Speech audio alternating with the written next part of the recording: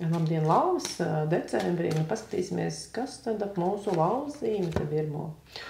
Lauvas būs absolūti apmierinātas, jo mums ir izvilkusies spēka kārts, kas ir lauvas kārts. Tas nozīmē pilnīga apziņa par savu varēšanu, savu skaistumu, savu fizisko spēku pilno ķermeni, par to, ka es varu kontrolēt dzīvi, varu kontrolēt situācijas, es zinu, ko es daru, apkārtējiem man pakļaujas, normas robežās, protams, un vispār es esmu vasarā, nevis ziemā, man patīk iedomāties, ka ārā ir viss zaļš, skaists, viss kuplo, viss aug, katrā ziņā lauvu pasaulē šis mēnesis nav gada pēdējais mēnesis, tas ir pilnbriedis, kad visas lietas iespējams kontrolēt un darīt. Protams, ka daudz lauvas aizlaidīsies kaut kur pasildīties uz siltajām zemēm. Ļoti labs ceļabiedrs pašlaik ir kaķis un suns un zirgs, un tas, kas ir jūsējais mīļais, tas kažociņš, ko jūs noglaudat no rīta un vakaros, tas arī dod brīnišķīgi lielu spēku. Paskatīsimies, kā tad darbā.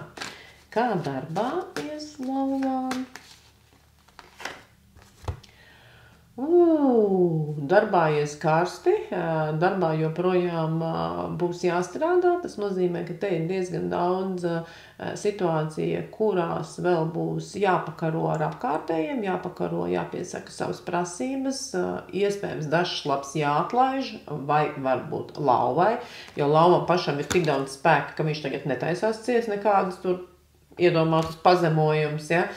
Šī ir tāda negaidītu situācija kārts vai force majeure kārts, kas var jebko izjaukt darbā, jebko satricināt darbā, jebko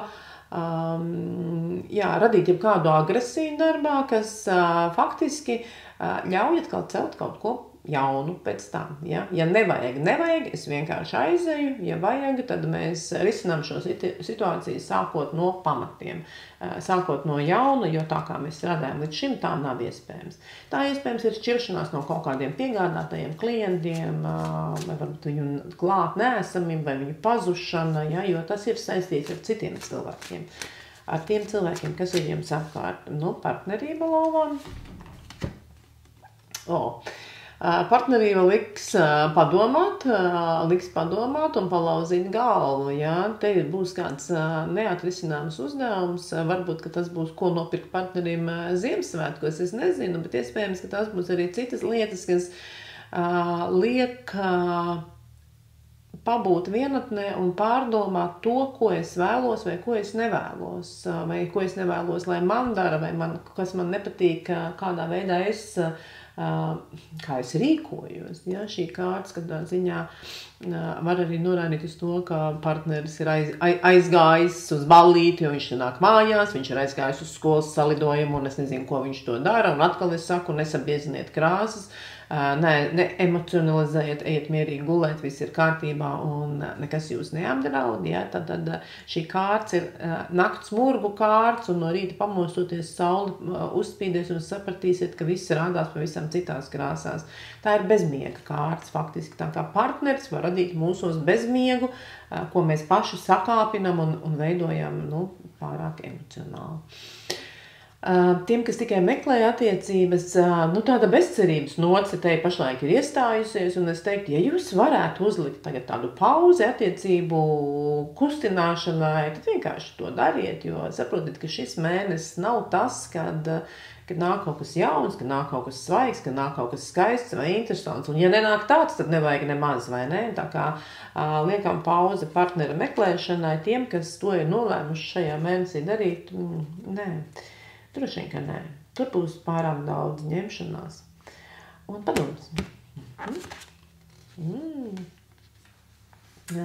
Padoms ir izmantojiet savus resursus, un jums tie resursi ir daudz un labi un tik krāsaini. Jūs esat stabils un drošs un mierīgs, mīļais lauva.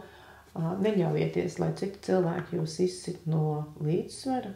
Jūsos ir pašam savs centrs. Un tas centrs ir krāsains, priecīgs, tā kā tāds krāsains ziedošs kociņš. Izbaudiet savu stumbru sajūtu un savu spēku, un lai decembris ir viens no skaistākajiem mēnešiem jūsu gadā. Uz tikšanos!